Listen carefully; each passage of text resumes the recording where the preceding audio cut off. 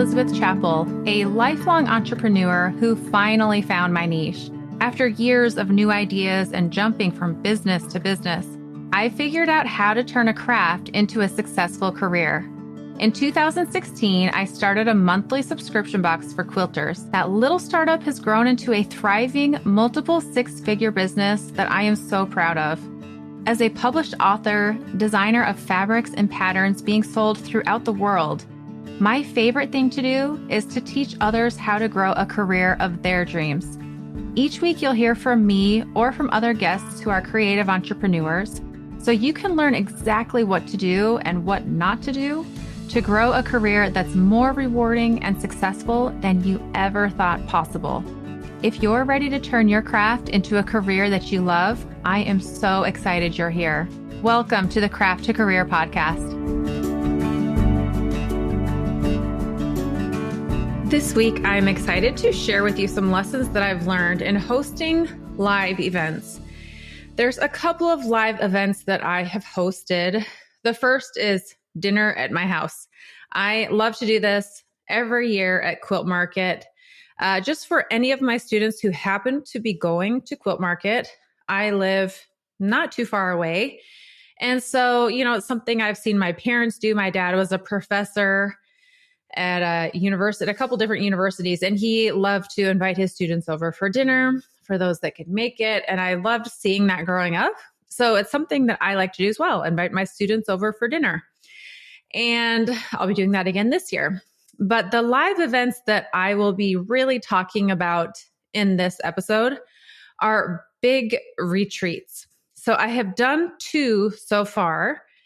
And the first was 2 years or last year. So what is it? 2024? It was in 2023 and it was in Utah. And I actually only hosted this event because a good friend, Liza Taylor of Liza Taylor Handmade, asked, "Hey, have you ever thought of hosting events?" And I had tried in the past, but it didn't go well. I talk about this on a previous podcast episode, but it did not go well. And it fell through. And so this time around, she's like, "Well, let me help you and we'll make this happen." I was like, okay, if I have someone else helping me, that just feels so much more manageable, less scary. Great, let's do it. So I would not be hosting these live events. I wouldn't have hosted them if Liza had not offered to help. So I'm so grateful that she really made that happen. So last year it was near Heber, Utah, and beautiful location. Then this year I hosted it in Utah again, but this time at Sundance. And why Utah? I mean, I don't even live there. I live in Texas, but it's beautiful. And anyone who went to the retreats can speak to that. And Liza lives there. So it was very convenient for her to be able to go and check out the venues. And, we'll talk more about, swag bags and having things shipped to her. And she would be right there on the spot, on location. So I'm going to share a little bit about the 2 events, how they were different from each other, and the lessons that I learned from both. So if you're thinking of hosting a live event, they're very fun. There's a lot of pros from hosting a live event. One of which is just getting to see people in person. We don't have a lot of that nowadays. And it really, you can't beat it. You just cannot beat that in-person, face-to-face connection that you have. It is stronger than anything else. And it's more special. Is that even the correct way of saying it? It's more special, but it really is. It is something special and something that we just don't have a lot of. So there's that. And then depending on your purpose of why you're hosting a live event, you can use it to earn a profit. Now with that, you'll have to keep a few things in mind, and we'll talk about those things. Are you doing it to make a connection?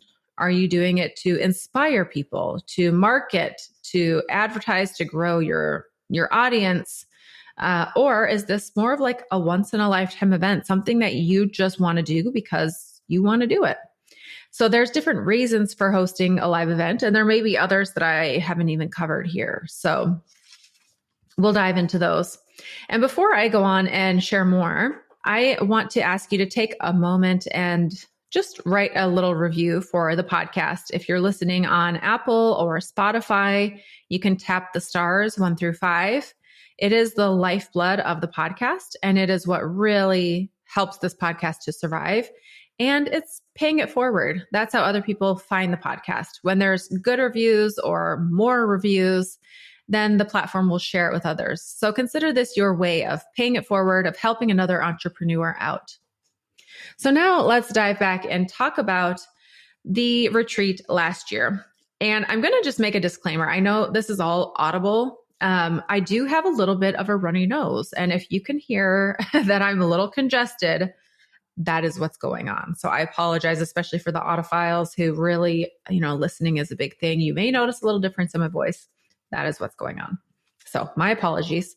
So, okay, last year, how the event worked is Liza and I, we just wanted to hear and be inspired by different business owners, both inside and outside of the quilting community.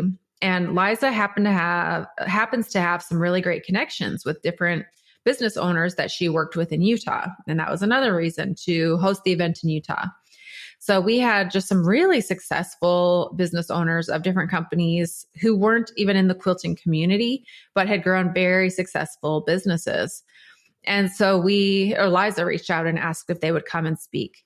And they did. And then we had some people in the quilting community as well come and speak. And again, most of those people had connections with Liza. Not all, but most. And for the venue, we looked around and we wanted this to be a profitable event. And so a lot of the venues were really pricey. So we ended up getting a VRBO, Airbnb, one of those, a large house that had a big living room space with a lot of seating. And that's where we gathered for the event. And then as a bonus, some of the guests could stay on property at the VRBO at the house. And others then could find somewhere else to stay. But it just seemed like a really fun perk to have some of the guests be able to stay and connect right there on location. So that was the venue. And then the food, we did that. And by we, I mean Liza. She was in charge of the food. And I really owe her so much for coordinating all of that, preparing it, going to Costco and getting things and cooking things. And as with any group of people, there were some people with allergies. And so making sure that we had options for people with allergies. So that was definitely a large aspect to think about if you're hosting a live event. How are you wanting to do the food and what all is going to be provided? How, just to think through the logistics of that. And then we also offered people could buy to attend, and I put that in quotation marks, to attend live. And so we streamed it via Zoom for people who couldn't attend live, or actually it sold out so fast. And so we said, hey, look, it's already sold out, but you can watch it live. And the idea was great, but the logistics of that ended up being a little bit tricky. So one thing I learned with that is if you are going to have a live aspect, I highly recommend hiring a tech team, someone who can just do that for you, where you don't have to worry about, because I'm, hosting the event. And then if there were issues with the tech, it was very awkward for me to have to try and do both. And I had a member of my team there, but they needed me to hop in and help. So I highly recommend, and I'll even share when I talk about things that I did this year that were different, I'll cover this. But I had seen before, and I had gone to these live events where a few people got to go in person, but then the rest of us paid to watch it at home on whatever platform that they offered it. And it always looked so smooth and well produced, but that's just the thing. It was produced. There was a production team helping with that. And so Zoom on my computer was just not super great quality. And there was, anyhow, so that's just something to think about. And then some other lessons that I learned. So, hosting my very first live event, I'm so proud of the fact that I just did it and jumped in and tried it. I mean, like so many things in business, people get held back by not doing something because they're like, well, it's not going to be perfect. You're right. It's not. It's just not going to be perfect. And my first live event wasn't perfect. And that's, I'm okay with that. Now, some people might not be, but if you hold yourself back because things aren't going to be perfect, you'll never do anything. And so I'm very, very proud of that first live event. But I also recognize that not everything went perfectly. And that didn't hold me back from doing that again. And like all things in my business, when something doesn't go, exactly how I wanted or planned, it doesn't stop me from trying again. In fact, that's motivation for me to do it again and make it better.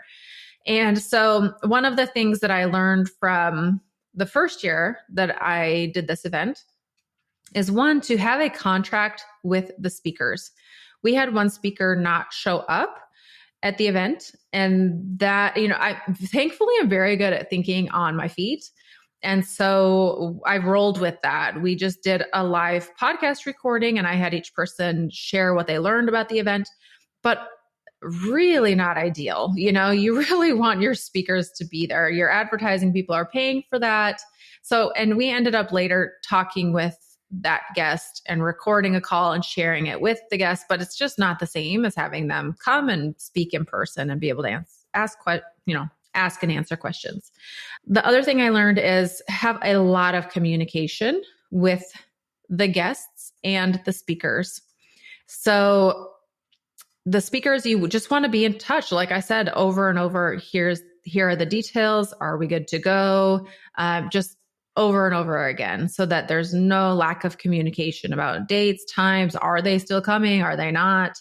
And then with the attendees, they really enjoy and want to know just updates. Is it still happening? What should I wear? That was a thing that I hadn't really thought of, but people want to know what kind of clothing they should bring, what they should pack. I definitely learned that for year 2, where I got down to the nitty gritty, like be sure to bring Tylenol, we're at higher elevation and you might get a headache, bring lotion and chapstick, it's dry. Here's what I'll be wearing. Those kinds of things. Other things that I've learned is I found that it was really helpful to invite the speakers to write a bio. So share their biography and their story ahead of time. That very first year, some of the speakers spent a bit of time sharing their background and their story. And again, something I just didn't know to think of. That the second year, well, and this goes into another idea, is to have a theme. So instead of just saying, come and tell us about what you do, have a theme, have a very specific topic, one for each individual speaker, but also for the overall event. So instead of just come and speak to your business, which is what I did the first year, which, in my mind seemed like a good idea. But the second year I had a theme, and it was on sustainability, how to have a sustainable business, both, financially, mentally, emotionally, all of the things, so that we avoid burnout, but we're also earning an income, just to have a sustainable business. And so it was very easy to think of what speakers would be good to speak on this, and to be very direct with them. Can you please speak on this? And to have a tight time frame to let them know you have from this time to speak. And that went really smoothly the second year. The first year, one of the speakers went over and, one didn't show up. And so the people who were on Zoom, it threw the timing off. And so that was a little bit of a logistical, how do we do this? So to have a tight time schedule and share that with the speakers, and let them know, because that speaker who went over was like, oh, I'm fine to keep going. And we weren't fine to have them keep going because we had an agenda, to keep to. So to let them know ahead of time what that time frame is, exactly how much time they have to speak, let them know, hey, please, could you type your bio ahead of time so that when you are speaking, you can get to the meat of the story or the topic? And could you please be sure to touch on and bullet point the things that you want to have them speak about? The next thing that I recommend thinking about is you as a host, allowing yourself to have some downtime. And now you might say, no, but I'm an extrovert. I love to be around people. It energizes me. Even if that's the case, you might get so wound up that it'll be hard to unwind. Or if you're like me and you need a little bit of space to decompress, either way, it's just good to have some boundaries where you can say, I will be available from this time to this time. Whereas for me, I stayed at the VRBO with the other guests, and it seemed so fun. And there were pros to that, but the cons were I was always on. And by on, I mean, I was hosting the event. It'd be different if I were a guest and I were hanging out with friends, but as the host, I felt a certain level of making sure everyone was having fun and felt talked to and seen. And so this next year, this most recent live event, I stayed somewhere different. And people asked, hey, are we going to have a dinner together? Because that first year we had, come and let's all meet up for this dinner. And we had a couple of those. And I just said, no, I mean, if you want to, here's the group. You can all reach out to each other and organize that. But I was very boundary oriented. Like, I will show up at this time and be the host, and then I will go and do my own thing.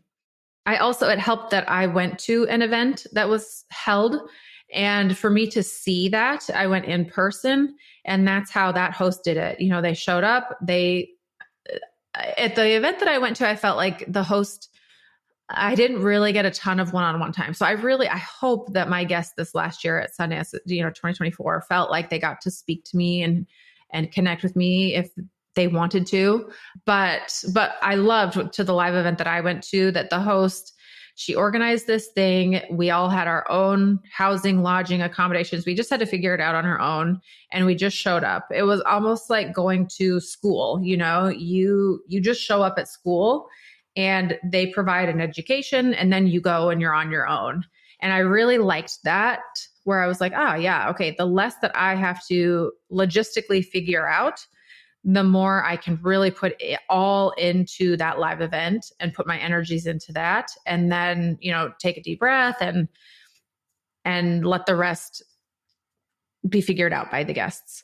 So let's talk about things that happened this year and how I changed them. And I'll start by saying I wouldn't change a thing about this year.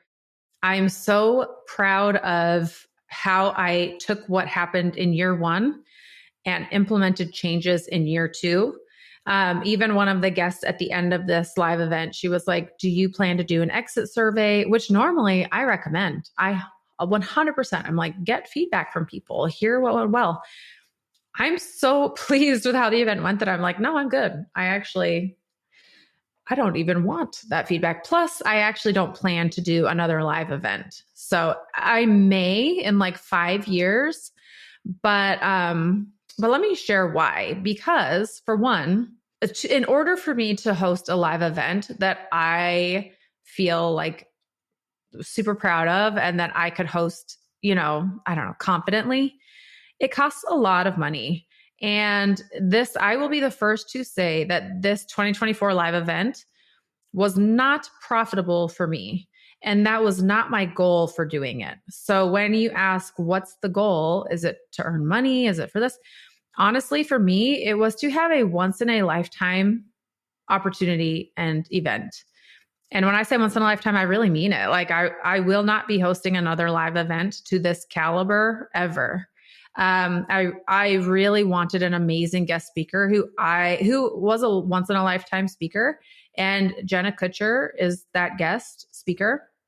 And she said yes. I honestly don't know why, but I simply went to her website and there's a spot that says like, hire me or have me speak at your event. And I went and read through it, and I just sent an email to her and her team. And I don't even remember what I said in that initial email, but it must have struck a chord because she agreed and said yes.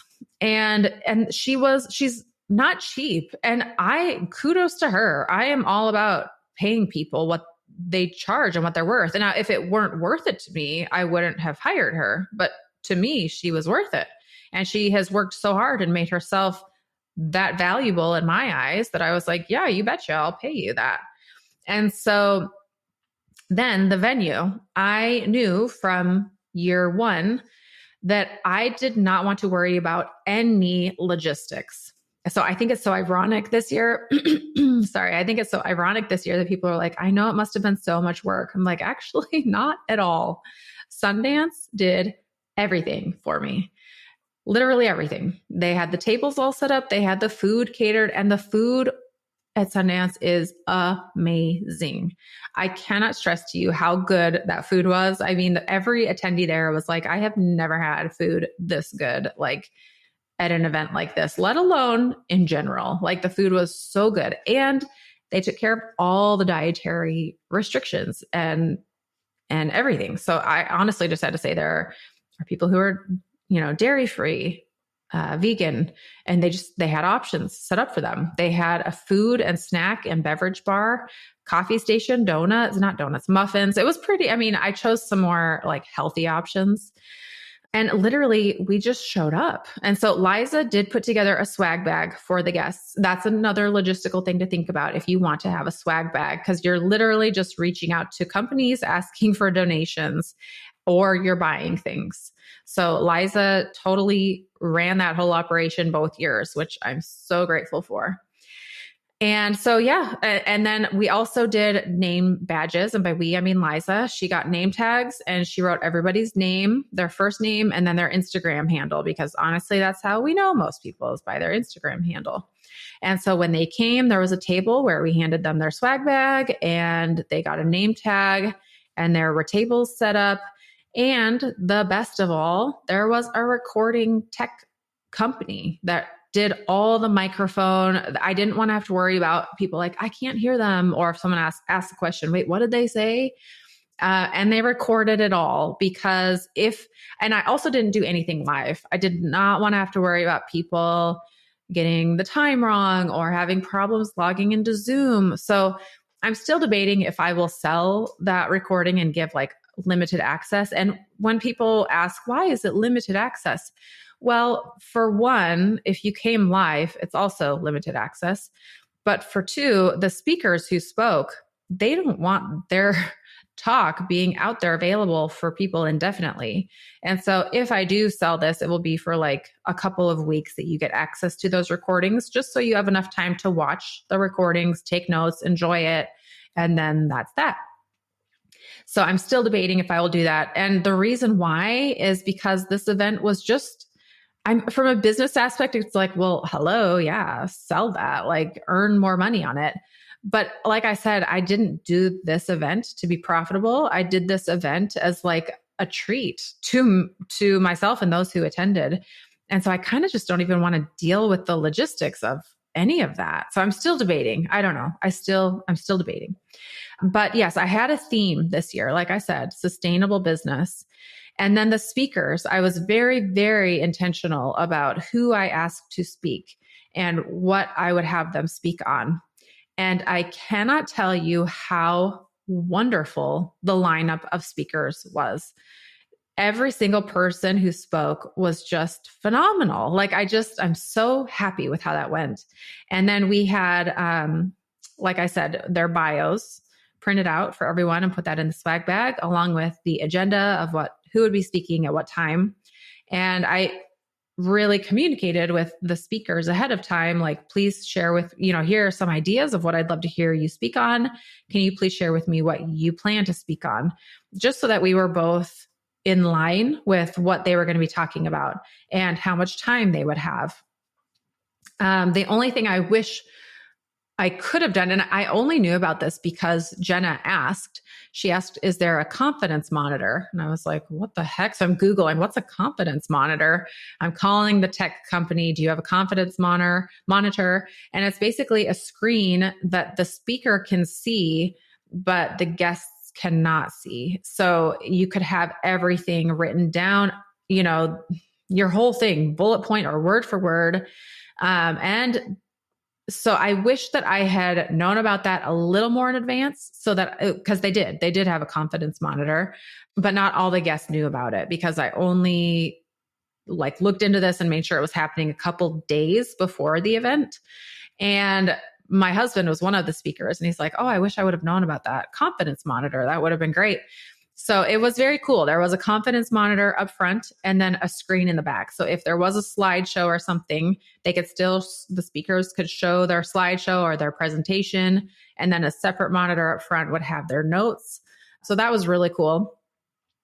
And then this time around, like I mentioned, I stayed at my own place off property and I just showed up for the retreat. That the guests put together like, hey, let's meet up for dinner or let's get drinks beforehand. And that was awesome, but that was them instigating it. I just didn't want to have to be in charge of anything else. I didn't want to have people asking me questions or logistics or anything like that. And the year before, I'd even put together a hike and there were just a few logistics about people not knowing exactly where it was or getting the map wrong. I just wanted to take any kind of extra stressors off of my shoulders. And so if guests wanted to organize it, they could, and they did, but I just didn't have to be involved in the logistics of that. And that was a very big treat to myself. And also my husband and my kids came. I really wanted my kids to see what mom does.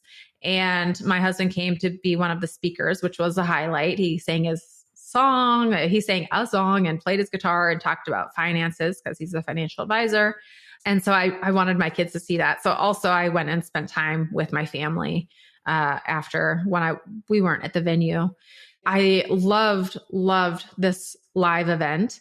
But I will say, even my bookkeeper, I've talked with her about live events. She's like, honestly, live events usually aren't that profitable.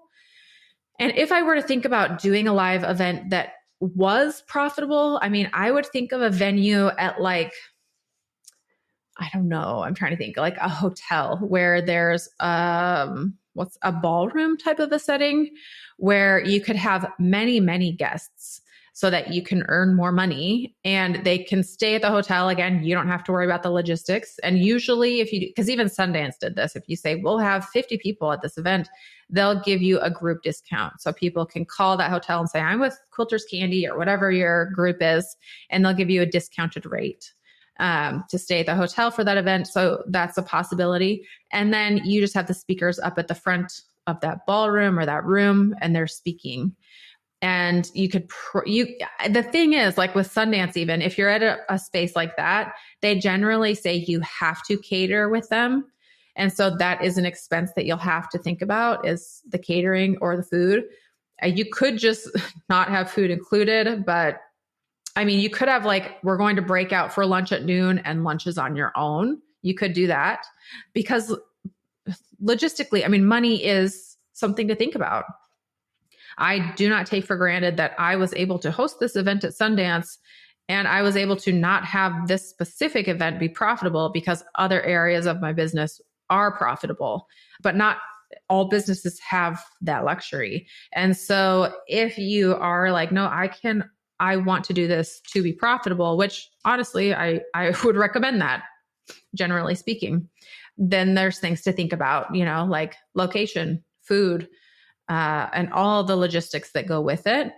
But like I said, the biggest things are making sure that you have a theme, making sure that you have communicated very clearly with your guest speakers what the topic is, how long they're going to speak about, and then technology. Are you going to deal with technology? Are you going to record it? Are you going to have live guests? I really don't recommend it unless you have someone set aside to take care of that for you, because it can be quite a lot for a person to manage on their own. And I know I've looked at like some other live events that I've gone to, and by live, I mean like via technology. And these are bigger companies that are earning millions who go to a studio where they literally have a whole production team taking care of that for them. Now, if you get to that point, that's awesome. I'm not to that point. And it's all, opinion. I actually really love the in-person event. I personally am kind of tired of going to these online summits. Maybe it's my ADHD brain or whatever, but it doesn't capture my attention. I like being in the room with people, so that's my personal preference, but I do know that they can be profitable, obviously, or these companies wouldn't be doing them. So just things to think about. And yeah, I mean, like I said, if I do one of these again, it won't be for like 5 more years. And if I do one again, like I said again, it's going to be at like a Sundance location where it's going to just be luxury. I want it to be really high end. I want it to be beautiful location. I want the food to be wonderful. It's more for me, I just want it I want it to represent my brand. And so profitability wise, it's not happening again in the near future. And if it does happen again, you won't want to miss it because it's a pretty cool event. I will say that. So thank you for being here and hearing my lessons that I've learned from hosting these live events. And I am curious to hear what questions you have, if there's anything that you would want to hear from me about hosting a live event or running a business in general. If so, you can leave a comment or a review, or you can send me an email or a DM. My email is hello@quilterscandy.com, and you can find me on Instagram at quilters_candy. So thank you so much for being here, and we'll see you next Friday with a brand new episode.